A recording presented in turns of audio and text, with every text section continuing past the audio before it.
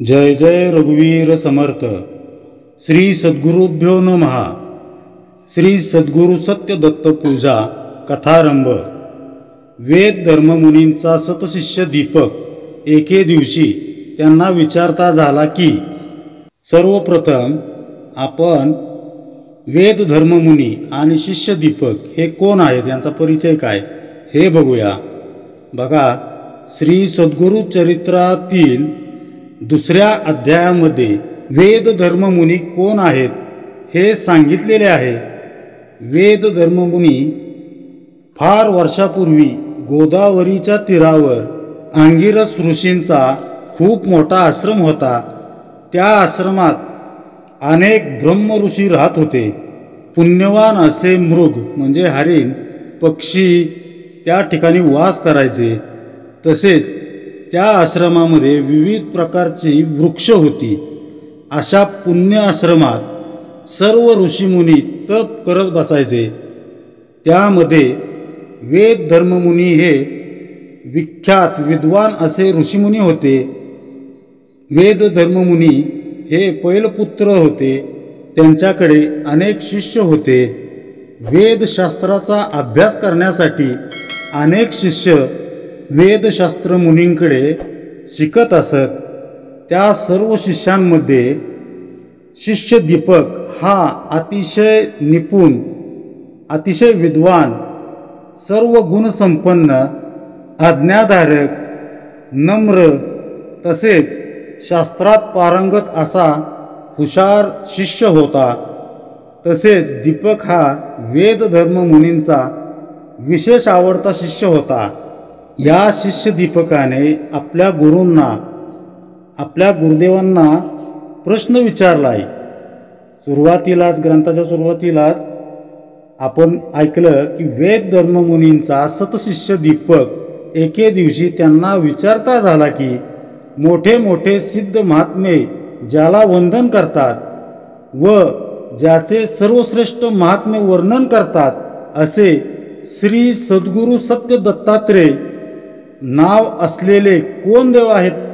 पहा काय प्रश्न विचारलाय शिष्य दीपकाने की, त्या काळी जेवढे कोणी मोठे मोठे सिद्ध महात्मे पुरुष असतील, ऋषीमुनी असतील, ते ज्याला वंदन करतायत, ज्यांना वंदन करून नतमस्तक होतायत, नमन करतात, ज्यांचा सर्वश्रेष्ठ महात्म्य वर्णन करतायत, म्हणजे त्यांच्या महतीचे गुणगान गातायत, असे श्री सद्गुरु दत्तात्रेय नाव असलेले जे देव आहेत ते नेमके कोण देव आहेत, त्यांच्याबद्दल मला माहिती द्या, त्यांचे मला महात्म्य सांगा।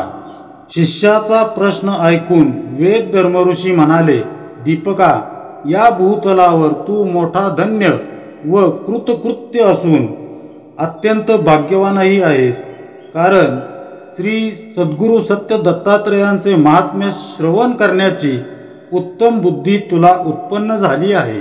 बघा, वेद धर्म ऋषी शिष्य दीपकाने अचानक विचारलेल्या प्रश्नाने आश्चर्यचकित होऊन आणि आनंदित होऊन दीपकाला म्हणतायत की, हे दीपका, या पृथ्वीतलावर, या संपूर्ण पृथ्वीतलावर तू अतिशय धन्यवान आहेस आणि कृतकृत्य असून अतिशय भाग्यवानही आहेस।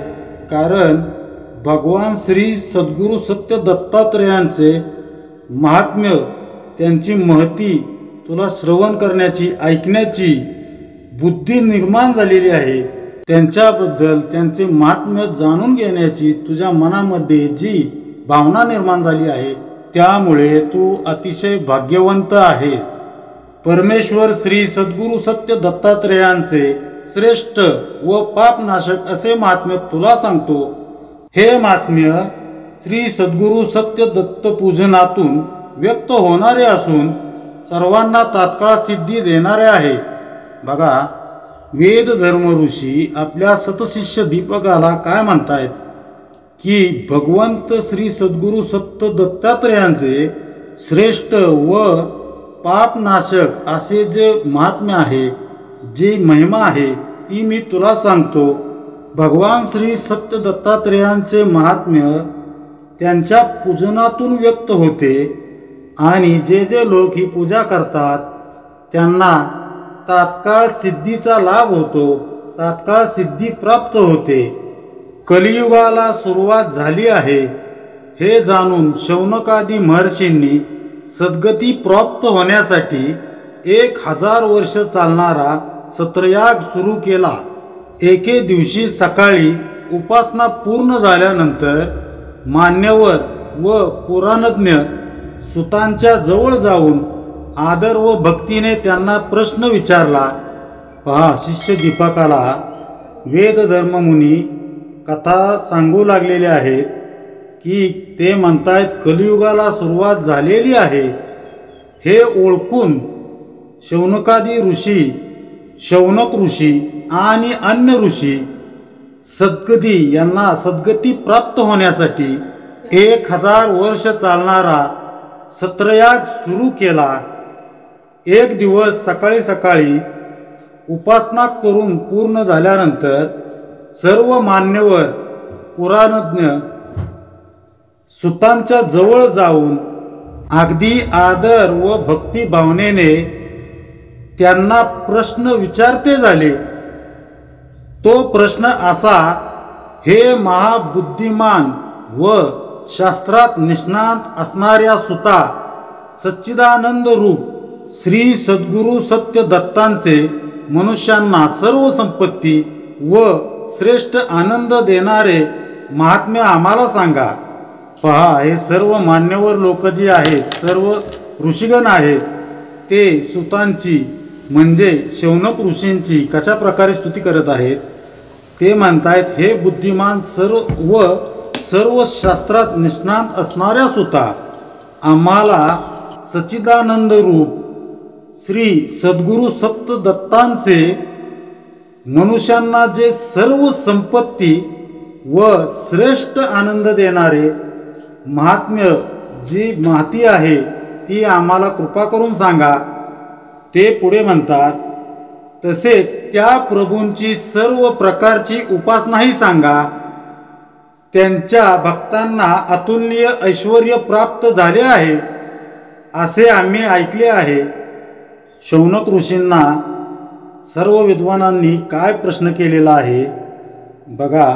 ते म्हणतायत, सच्चिदानंद श्री सद्गुरु दत्तात्रयांचे सर्व मनुष्यांना संपत्ती आणि श्रेष्ठ आनंद देणारे महात्म्य आम्हाला सांगा. तसेच त्या प्रभूंची सर्व प्रकारची जी काही उपासना असेल ती सर्व उपासना आम्हाला सांगा. त्यांच्या भक्तांना अतुलनीय ऐश्वर्य प्राप्त झालेले आहे. म्हणजे बघा, त्यांचे जे जे भक्त आहेत, श्री सद्गुरु सत्य दत्तात्रयांचे जे जे भक्त आहेत त्यांना अमाप अशी धनसंपदा प्राप्त झालेली आहे असे आम्ही ऐकलेले आहे. पुढे सूत म्हणाले, श्रवणाची जिज्ञासा असणारे ऋषी हो, आता सावधतेने श्रवण करा. श्री सद्गुरु सत्य दत्तात्रयांच्या कृपा प्रसादाने पूर्वी मला जे श्रवण झाले ते प्रभूंचे महात्म्य तुमच्या संतोषाकरिता तुम्हाला सांगतो. ते एक चित्ताने श्रवण करा. बघा, शौनक ऋषी काय म्हणतायत, सर्व ऋषींना म्हणतायत, तुम्हाला अतिशय उत्सुकता आहे. उत्सुक असणाऱ्या हे ऋषी हो, आता मी जे सांगतो आहे ते सावधपणाने श्रवण करा. श्री सद्गुरु सत्य दत्तात्रयांच्या त्यांच्या कृपा प्रसादामुळे जे मी पूर्वी श्रवण केलेले आहे ते प्रभूंचे म्हणजे भगवान श्री सद्गुरु दत्तात्रयांचे महात्म्य तुमच्या उत्सुकतेसाठी, तुमच्या समाधानासाठी, संतोषासाठी मी जे सांगतोय ते एक चित्ताने श्रवण करा. श्री सेवा दास्य भक्तीमध्ये अखंड मग्न असलेले अत्री ऋषी ब्रह्मदेवाच्या प्रेरणेने पुत्र प्राप्ती करता त्रिगुणांचा अधिपती जो परमात्मा त्याची उपासना करण्यासाठी अनुसया पत्नीसह वृक्ष नावाच्या कुलपर्वतावर गेले. आता आपल्या मनामध्ये अत्री ऋषी आणि अनुसया माता यांच्याबद्दल प्रश्न निर्माण होतो की हे अत्री ऋषी कोण आहेत. तर अत्री ऋषी हे ब्रह्मदेवाचे म्हणजेच विश्वनिर्मात्या ब्रह्मांड निर्मात्या ब्रह्मदेवाचे 10 पुत्रांपैकी एक पुत्र होते. सर्व शक्तिमान देवाच्या इच्छेने निर्माण केले गेलेले होते, म्हणून त्यांना मानसपुत्र म्हणून नियुक्त केले गेले होते.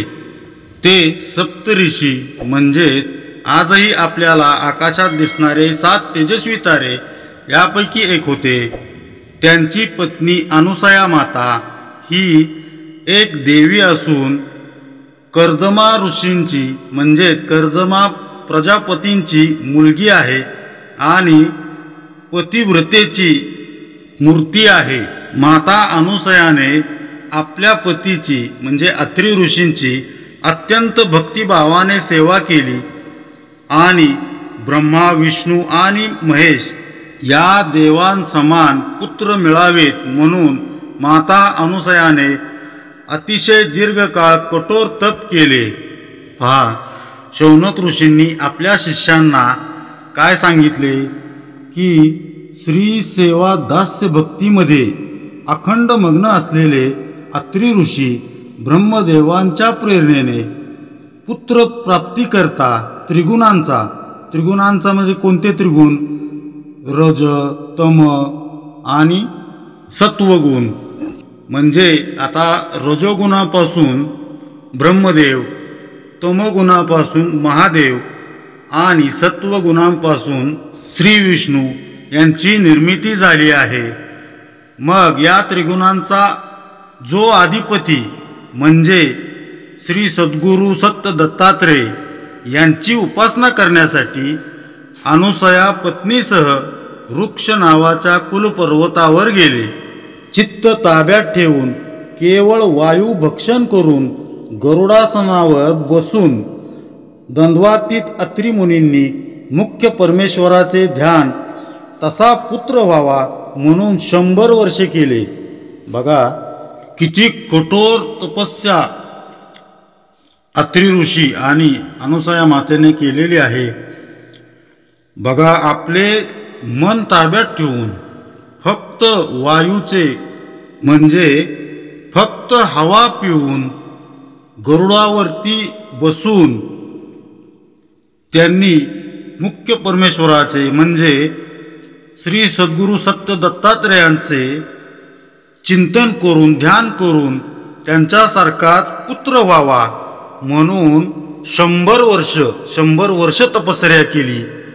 अशी उपासना केल्यानंतर त्या उपासनेने ब्रह्मा विष्णू व महेश्वर संतुष्ट झाले. म्हणजे अशा प्रकारची त्यांनी उपासना कठोर साधना केल्यामुळे त्यांना त्रिदेव म्हणजे ब्रह्मा विष्णू महेश प्रसन्न झाले. तिन्ही देव आपापली चिन्हे धारण करून अत्री ऋषींच्या आश्रमात आले. ते म्हणाले, हे अत्री ऋषी, तू सत्य संकल्प आहेस, तुझी मनोकामना पुरी होईल. ज्या तत्वाचे तू ध्यान केलेस ते आमच्यापेक्षा अन्य कोण आहे? आमच्यासारखा पुत्र व्हावा म्हणून तू उपासना केलीस, म्हणून तुझे झालेले श्रम सफल होण्याकरता सर्व स्वरूप असा आमचा आत्माच तुला दिला आहे. बघा, हे त्रिमूर्ती अत्री ऋषींच्या आश्रमात जाऊन काय म्हणतायत की हे अत्री ऋषी, तू सत्यसंकल्प म्हणजे तुझा दृढ संकल्प आहेस, तू दृढ अशी उपासना केली आहेस, तप केलेले आहेस, तुझी मनोकामना पूर्ण होणार.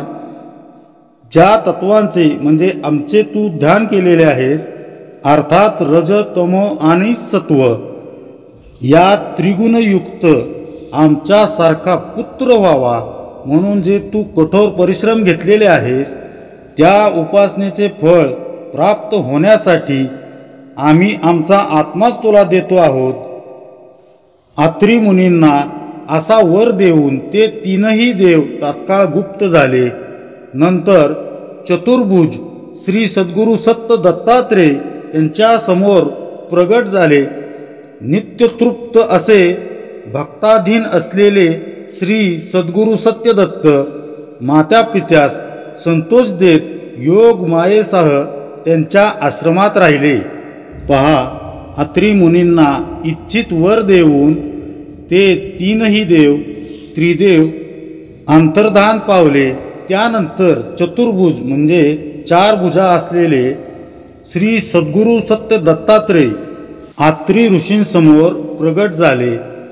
नित्यतृप्त म्हणजे सदैव समाधानी असे भक्ताधीन असलेले श्री सद्गुरू सत्य दत्त आपल्या आई वडिलांना आनंद देत योग मायेसह त्यांच्या आश्रमात राहिले.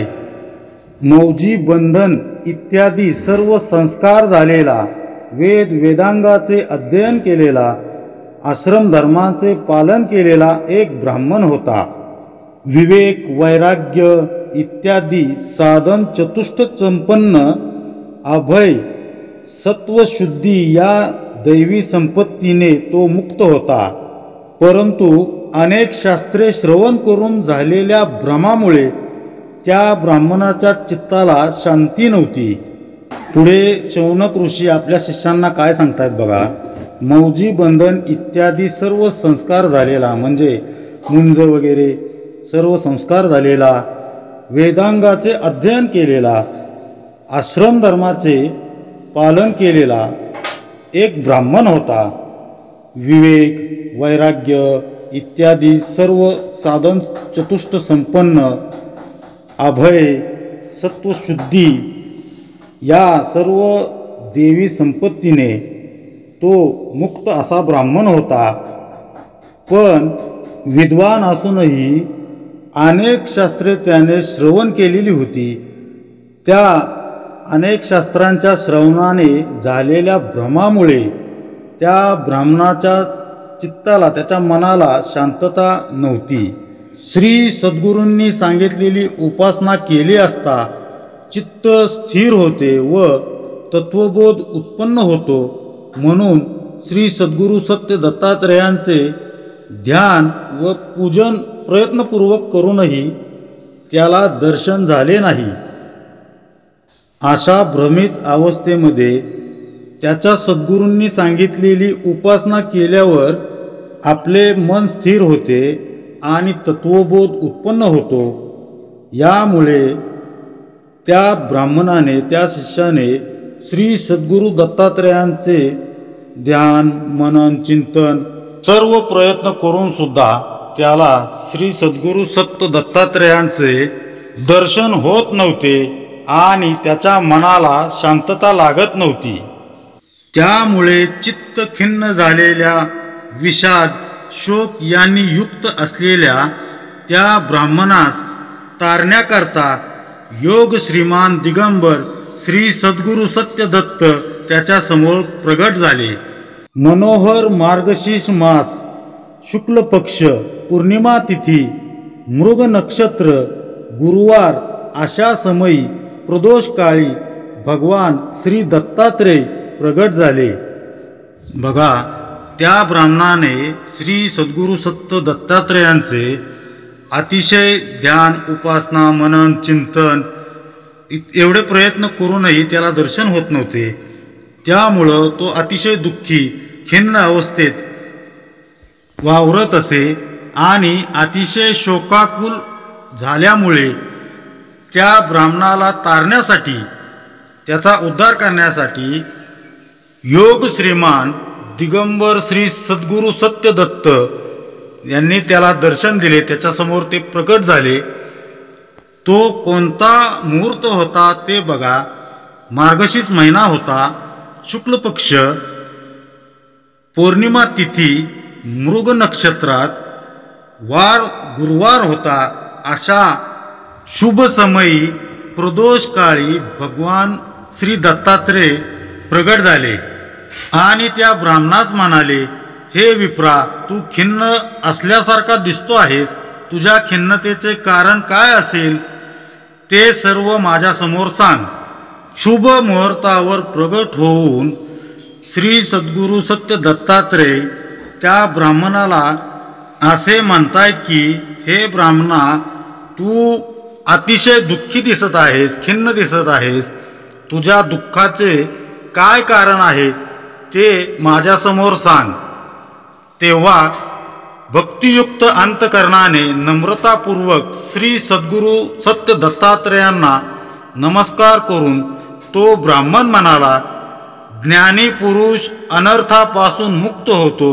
या इच्छेने मी अनेक शास्त्रांचे श्रवण केले, परंतु माझा भ्रम गेला नाही.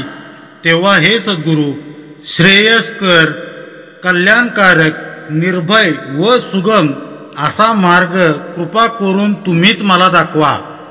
सद्गुरू श्री सत्य दत्तात्रेयांनी त्या ब्राह्मणाला दुःखाचे कारण विचारले. त्यावेळी त्या ब्राह्मणाने अतिशय भक्तियुक्त अशा अंतकरणाने नम्रतेने श्री सद्गुरूंना, सद्गुरू सत्य दत्तात्रेयांना नमस्कार करून तो ब्राह्मण म्हणतो, जो कोणी ज्ञानी पुरुष असतो तो अनिष्टापासून, वाईट गोष्टींपासून, अनर्थांपासून मुक्त होतो. या इच्छेने, या मनोकामनेने मी अनेक शास्त्रांचे, अनेक विद्येंचे श्रवण तथा अध्ययन केले आहे, तरी मला आणि माझ्या मनातून भ्रम निरसन झाले नाही, माझ्या मनातून भ्रम गेलेला नाही. तेव्हा हे सद्गुरू, हे प्रभू, हे कृपावंत, मला योग्य, श्रेयस्कर, कल्याणकारी, निर्भय, सुगम, सुलभ असा मार्ग कृपा करून तुम्हीच दाखवा. शौनक ऋषी सांगतात, पुढे श्री सद्गुरू सत्य दत्तात्रेय म्हणाले, तुझी विनंती अत्यंत योग्य आहे, म्हणून मी सांगतो ते आता लक्षपूर्वक श्रवण कर. श्रुतीने प्रतिपादन केलेले, युक्तीने शुद्ध झालेले व प्रचितीस आलेले जे सत्य तेच तुला सांगतो. बघा, श्री सद्गुरू सत्य दत्तात्रेय त्या ब्राह्मणाला काय म्हणतायत, तुझी विनंती अतिशय योग्य आहे, अतिशय श्रेष्ठ आहे, म्हणून मी तुला सांगतोय ते तू शांत चित्ताने लक्षपूर्वक ऐकून घे, त्याचं श्रवण कर. श्रुतीने प्रतिपादन केलेले, युक्तीने सिद्ध झालेले व प्रचितीस आलेले म्हणजे प्रत्ययास आलेले जे सत्य तेच मी तुला सांगतो. श्री सद्गुरू सत्य दत्तात्रेय पुढे म्हणतात, मी ही ईश्वराचीच आराधना करीत आहे, अशी बुद्धी ठेवून स्वधर्माचे तू पालन कर. असे केल्याने सदाचरणी माणसांना ईश्वराच्या कृपा प्रसादाचा लाभ होतो व तद्रूप श्री सद्गुरू सुलभ होतात. श्री सद्गुरू सत्य दत्तात्रेय त्या ब्राह्मणाला म्हणतायत की, हे विप्रा, मी ईश्वराचीच आराधना करतोय, अशी बुद्धी ठेवून, असे मानून तू तुझ्या स्वधर्माचे पालन कर. आणि असं केल्यामुळं सदाचरणी माणसांना, सदाचरणी मनुष्यांना, म्हणजे ज्यांचे आचरण सदाचारी आहे अशा मनुष्यांना ईश्वराच्या कृपा प्रसादाचा लाभ होतो व तद्रूप श्री सद्गुरू सुलभ होतात. म्हणजे एकरूप असलेले जे सद्गुरू आहेत ते सुलभ आणि सहज होतात. पुढे श्री सद्गुरू सत्य दत्तात्रेय सांगतायत की श्री सद्गुरूंचा उत्तम प्रसाद झाल्यानंतर जीवांच्या अज्ञानरूप प्रतिबंधाचा व दुष्ट भावनांचा नाश होऊन तत्क्षणी मुक्ती देणारे विज्ञान प्राप्त होते. सत्यव्रत, सत्यपर, त्रिसत्य, सत्याचे कारण, सत्यनिष्ठ, सत्याचेही सत्य, सत्यनेत्र व सत्यात्मक सर्व मीच आहे, हे तू निश्चयपूर्वक जाण. बघा, सद्गुरू श्री सत्य दत्तात्रेय त्या ब्राह्मणाला काय सांगतायत की श्री सद्गुरूंचा ज्यावेळी उत्तम कृपा प्रसाद होतो त्यावेळी जीवांच्या अज्ञानरूप प्रतिबंधाचा म्हणजे जीवाकडे असणारे अज्ञान आणि असणारे भ्रमनिरसन होत असते। तसेच जीवाकडे असलेल्या दुष्ट भावनांचा, दुष्ट विचारांचा, दुष्ट वृत्तींचा नाश होऊन तत्क्षणी म्हणजे त्याच वेळेस जीवाला मुक्ती देणारे विज्ञान म्हणजे सद्विचार प्राप्त होतात। ब्राह्मणाच्या मनातील असणाऱ्या शंकांचे सत्य निरसन करताना सत्याबद्दल श्री सद्गुरू सत्य दत्तात्रेयांनी सांगितलेले आहे की सत्यव्रत, सत्यपर, त्रिसत्य, सत्याचे कारण, सत्यनिष्ठ, सत्याचेही सत्य, सत्यनेत्र व सत्यात्मक सर्व काही मीच आहे हे तू खात्रीपूर्वक निश्चयपूर्वक जाणून ठेव। शौनक ऋषी आपल्या शिष्यांना पुढे सांगतात की श्री सद्गुरू सत्य दत्तात्रेय एक उदाहरण देतात। जसे एक एक अवयव चाचपून त्या अवयवांसारखा हत्ती आहे असे मानणारे आंधळे हत्ती असाच आहे असे आपापसात भांडणे करतात, तसाच प्रकार अल्पज्ञ पुरुषाचा शास्त्रोघाविषयी होतो। या ठिकाणी त्या ब्राह्मणाला श्री सद्गुरू सत्य दत्तात्रेय सात आंधळ्यांचं उदाहरण देत आहेत। खूप वर्षांपूर्वी एक राजा होऊन गेला। एकदा तो आपल्या सेवकांना आदेश देतो आणि म्हणतो, आपल्या नगरात जे जे कोणी जन्मता आंधळे असतील त्या लोकांना शोधून एकत्र आण आणि माझ्यापुढे हजर कर। राजाच्या आज्ञेनुसार सेवकानेही दुसऱ्या दिवशी नगरामध्ये शोधाशोध सुरू केली। त्या सेवकाला संपूर्ण नगरामध्ये 7 अंध व्यक्ती सापडतात आणि तो राजासमोर त्या 7 अंध व्यक्तींना हजर करतो, उभं करतो।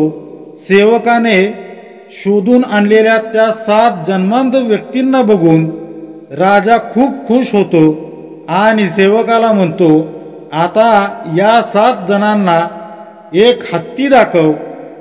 सेवकाने लगेचच हत्तीच्या माहुताला बोलावून आणून दरबारातील मोकळ्या जागेत हत्तीला उभे केले।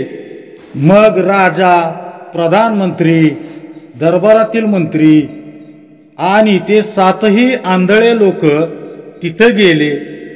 पुन्हा राजाच्या आज्ञेनुसार सेवकाने त्या 7 आंधळ्यांना त्या हत्तीला स्पर्श करायला सांगितले। 7ही आंधळ्यांनी त्या हत्तीच्या शरीराला स्पर्श करायला सुरुवात केली, पण ते आंधळे त्या हत्तीच्या शरीराच्या केवळ एका अवयवाला स्पर्श करत होते। कुणी हत्तीच्या गोल डोक्याला, तर कुणी लांबलचक सोंडेला, कुणी पायाला, तर कोणी शेपटीच्या गोंड्याला स्पर्श केला। हत्तीच्या वेगवेगळ्या अवयवांना स्पर्श करून झाल्यावर सर्व आंधळे एका बाजूला एका रांगेत जाऊन उभे राहिले।